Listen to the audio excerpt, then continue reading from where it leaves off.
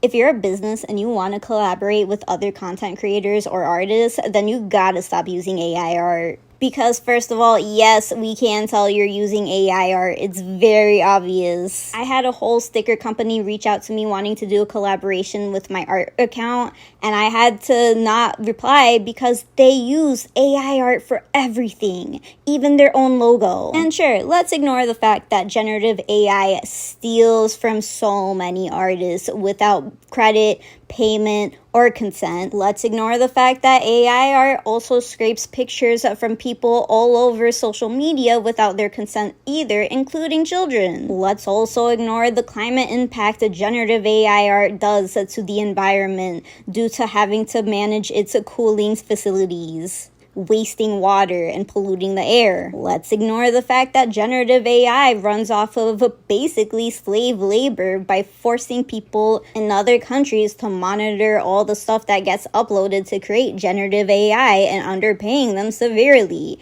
to look at the horrors of the internet. Let's also ignore the fact that generative AI is being used by lawmakers and big business in order to exploit labor and also push out hard-working people from their own industries. And let's ignore the fact that generative AI is polluting Black and brown neighborhoods, because these facilities, again, create a huge climate impact and lots of pollution, and of course they're not going to have it in their rich white neighborhoods. And also, let's ignore the fact that generative AI, at least in the US, Europe, and some parts of Asia, are not copyrightable. So whatever you create and put on your packaging for generative AI cannot be copyrighted, so anyone can take it. And let's ignore the fact that generative AI literally has such a distinct style because it's so inbred at this point that anybody can tell that generative AI is in fact not actual art but made by a machine. And also most of the time looks pretty ugly,